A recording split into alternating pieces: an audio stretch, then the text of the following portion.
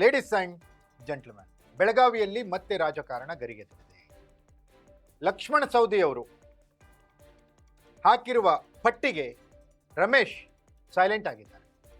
ಅವ್ರು ಏನು ಹೇಳ್ತಿದ್ದಾರೆ ಜನರೆದುರಿಗೆ, ಮಾಧ್ಯಮಗಳ ಎದುರಿಗೆ ಅಂದರೆ, ಅಥಣಿಯಲ್ಲಿ ಲಕ್ಷ್ಮಣ ಸವದಿ ಅವರ ವಿರುದ್ಧ ಮಾತನಾಡಬಾರ್ದು ಅಂತ ನಿರ್ಬಂಧ ಹೇರಿದಾರಪ್ಪ, ಅದಕ್ಕೆ ಮಾತಾಡಲ್ಲ ಅಂತಿದ್ದಾರೆ.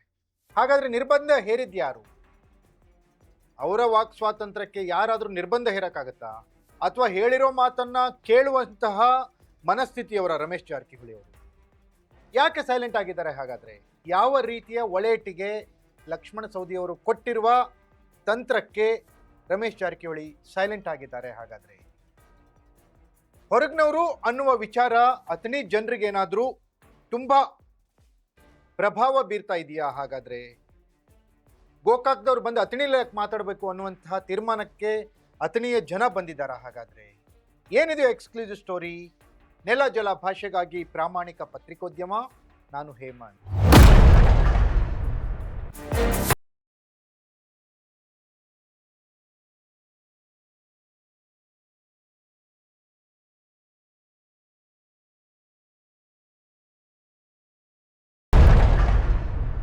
ಎಸ್ ವೀಕ್ಷಕರೇ, ಅಥಣಿ ವಿಚಾರದಲ್ಲಿ ರಮೇಶ್ ಜಾರಕಿಹೊಳಿ ಸೈಲೆಂಟ್ ಆಗಿದ್ದಾರೆ.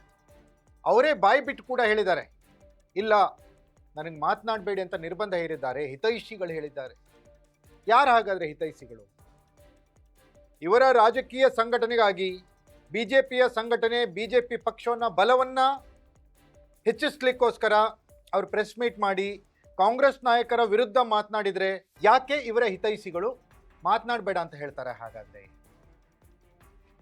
ಯಾವುದೇ ಭಾಗದಲ್ಲಿ ರಾಜ್ಯದ ಬಿಜೆಪಿ ಪಕ್ಷವನ್ನು ಬಲಪಡಿಸಲಿಕ್ಕೆ ಬಿಜೆಪಿ ಕಾರ್ಯಕರ್ತರಾಗಲಿ, ನಾಯಕರಾಗಲಿ, ಶಾಸಕರಿಗಾಗಲಿ ಹಕ್ಕಿದ್ದೇ ಇರುತ್ತೆ. ರಮೇಶ್ ಜಾರಕಿಹೊಳಿ ಒಳ್ಳೆ ಉದ್ದೇಶ ಇಟ್ಕೊಂಡು ಅಥಣಿಯಲ್ಲಿ ಬಿಜೆಪಿಯನ್ನ ನಾನು ಬಲಪಡಿಸ್ತೀನಿ ಅಂತ ಓಡಾಡಿದ್ರೆ, ಆ ರೀತಿಯ ಪ್ರಯತ್ನವನ್ನು ಪಟ್ಟಿದ್ರೆ ಯಾರೂ ಕೂಡ ಅವರಿಗೆ ನಿರ್ಬಂಧ ಹೇರ್ತಿರಲಿಲ್ಲ. ಅದ್ರ ಉದ್ದೇಶನೇ ಬೇರೆ ಇತ್ತು. ವೈಯಕ್ತಿಕ ತೇಜೋವಧೆ ಮಾಡುವಂಥ ವಿಚಾರಗಳು ರಮೇಶ್ ಜಾರಕಿಹೊಳಿ ಮಾತನಾಡ್ತಾ ಇದ್ರು. ಆಧಾರ ರಹಿತವಾದಂಥ ಆರೋಪಗಳನ್ನ ಸೌದಿಯವರ ವಿರುದ್ಧ ರಮೇಶ್ ಜಾರಕಿಹೊಳಿ ಮಾಡ್ತಾ ಇದ್ರು. ಅದೇನಾಗ್ತಾ ಇದೆ ಅಂದ್ರೆ, ಅಥಣಿಯ ಜನರಿಗೆ, ಅಥಣಿಯಲ್ಲಿ ಅಫ್ಕೋರ್ಸ್ ಲಕ್ಷ್ಮಣ ಸವದಿ ಅವರೇ ಸರ್ವೋಚ್ಚ ನಾಯಕ. ಒಂದು ಬಾರಿ ಚುನಾವಣೆಯಲ್ಲಿ ಹಿನ್ನಡೆ ಆಯಿತು ಅನ್ನೋದನ್ನು ಬಿಟ್ಟರೆ ಅದು ಹಿನ್ನಡೆ ಎಲ್ರಿಗೂ ಆಗುತ್ತೆ. ಅಟಲ್ ಬಿಹಾರಿ ವಾಜಪೇಯಿ ಅವರಿಂದ ಹಿಡಿದು ಸಿದ್ದರಾಮಯ್ಯನವರಿಂದ ಹಿಡಿದು ಎಲ್ರಿಗೂ ಆ ರೀತಿಯ ಚುನಾವಣೆಯಲ್ಲಿ ಹಿನ್ನಡೆಗಳು ಆಗೇ ಆಗ್ತವೆ. ಆ ರೀತಿಯ ಹಿನ್ನಡೆ ಒಂದು ಬಾರಿ ಆಗಿತ್ತು ಲಕ್ಷ್ಮಣ ಸವದಿ ಅವರಿಗೆ, ಆ ಪ್ರಶ್ನೆ ಬೇರೆ. ಆದರೆ ಸದ್ಯದ ಪರಿಸ್ಥಿತಿಯಲ್ಲಿ ಅಥಣಿಯಲ್ಲಿ ಲಕ್ಷ್ಮಣ ಸವದಿ ಅವರನ್ನ ಮೀರಿಸುವಂತ ನಾಯಕರು ಮತ್ತೆ ಯಾರು ಇಲ್ಲ.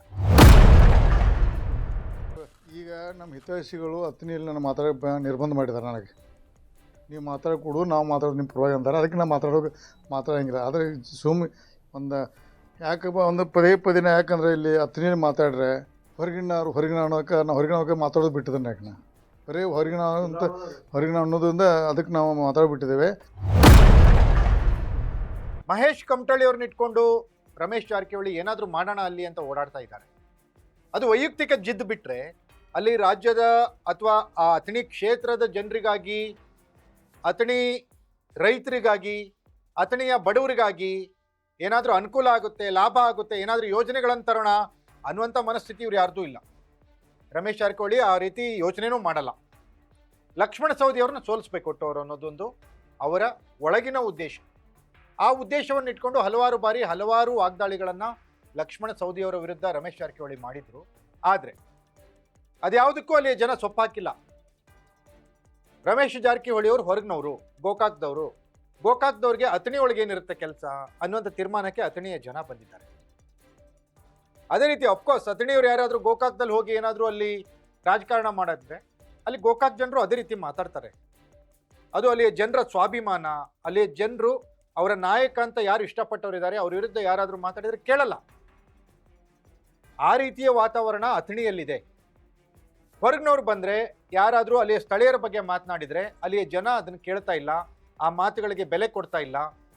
ಹಾಗಾಗಿ ರಮೇಶ್ ಜಾರಕಿಹೊಳಿ ಅವರ ಹೇಳಿಕೆಗಳಿಗೆ ಅಲ್ಲಿ ಬೆಂಬಲ ಸಿಗ್ತಾ ಇಲ್ಲ, ಇಂಪಾರ್ಟೆನ್ಸ್ ಸಿಗ್ತಲ್ಲ. ಹಾಗಾಗಿ ರಮೇಶ್ ಜಾರಕಿಹೊಳಿ ಸೈಲೆಂಟ್ ಆಗಿದ್ದಾರೆ. ಅವ್ರು ಹೇಳೋದೇನಪ್ಪ ಅಂದರೆ, ಹಿತೈಷಿಗಳು ಹೇಳಿದ್ದಾರೆ, ನಿರ್ಬಂಧ ಹೇರಿದ್ದಾರೆ ಅಂತ. ಇದು ನಿರ್ಬಂಧ ಹೇರಕ್ಕಾಗಲ್ಲ. ಅಲ್ಲದೆ ಈಗ 2028 ಚುನಾವಣೆಗೂ ಮೊದಲು ಇನ್ನೇನು ಕೆಲವೇ ದಿನಗಳಲ್ಲಿ ಲಕ್ಷ್ಮಣ ಸವದಿ ಪ್ರಭಾವಿ ಮಂತ್ರಿಗಳಾಗೋ ಸಾಧ್ಯತೆ ಇದೆ ಕರ್ನಾಟಕ ಸರ್ಕಾರದಲ್ಲಿ. ಇಂಥ ಸಂದರ್ಭದಲ್ಲಿ ಲಕ್ಷ್ಮಣ ಸವದಿಯವರ ಪರವಾಗಿ ಅಲ್ಲಿಯ ಜನ ಕಾರ್ಯಕರ್ತರು ಇದ್ದರೆ, ಅಲ್ಲಿಯ ಮತದಾರರಿದ್ದರೆ ಆತನಿಗೆ ಒಳ್ಳೊಳ್ಳೆ ಕೆಲಸಗಳಾಗ್ತವೆ ಅನ್ನೋಂಥದ್ದಿದೆ. ಆತನಿಗೆ ಹಲವಾರು ಕೆಲಸಗಳನ್ನು ಲಕ್ಷ್ಮಣ ಸವದಿಯವರು ತಂದಿದ್ದಾರೆ, ತರ್ತಾನೂ ಇದ್ದಾರೆ. ಈಗ ಶ್ರಮಿಕ ಶಾಲೆ ಅನ್ನೋದು ಅಥಣಿಯಲ್ಲಿ ಒಂದು ಸ್ಯಾಂಕ್ಷನ್ ಮಾಡಿಸಿದ್ದಾರೆ. ಹೆಚ್ಚು ಕಮ್ಮಿ 35ರಿಂದ 40 ಕೋಟಿ ರೂಪಾಯಿ ವೆಚ್ಚದಲ್ಲಿ ಅದು ಆಗ್ತಾ ಇದೆ. ಈ ರೀತಿಯ ಕೆಲಸಗಳು, ಹಲವಾರು ಕೆಲಸಗಳು. ಇಂಥ ಸಂದರ್ಭದಲ್ಲಿ ರಮೇಶ್ ಜಾರಕಿಹೊಳಿ ಸ್ವತಃ ಒಪ್ಕೊಂಡಿದ್ದಾರೆ ತಾನು ಸೈಲೆಂಟ್ ಆಗ್ತೀನಿ ಅಂತ. ಕಾರಣ ಏನು ಅಂದರೆ ಲಕ್ಷ್ಮಣ ಸವದಿಯವರಿಗೆ ಇರುವಂಥ ಜನ ಬೆಂಬಲ ಒಳೇಟಿನಿಂದ ರಮೇಶ್ ಜಾರಕಿಹೊಳಿ ಅವರು ತತ್ತರಿಸಿದ್ದಾರೆ. ಹಾಗಾಗಿ ಹಿತೈಷಿಗಳ ಮೇಲೆ ನೆಪವನ್ನು ಹಾಕಿ ತಾನು ಸೈಲೆಂಟ್ ಆಗ್ತೀನಿ ಅಂತ ಒಪ್ಕೊಂಡಿದ್ದಾರೆ. ಇವರಿಬ್ಬರ ಮಧ್ಯದ ಹಗ್ಗ ಜಗ್ಗಾಟ ಯಾವ ರೀತಿ ಟರ್ನ್ ಪಡೆದುಕೊಳ್ಳುತ್ತೆ ಕಾದು ನೋಡಬೇಕಿದೆ. ಇದಾಗಿತ್ತು ಎಕ್ಸ್ಕ್ಲೂಸಿವ್ ಸ್ಟೋರಿ. ನೆಲ ಜಲ ಭಾಷೆಗಾಗಿ ನೋಡ್ತಾ ಇರಿ ಫೋಕಸ್ ಟಿವಿ.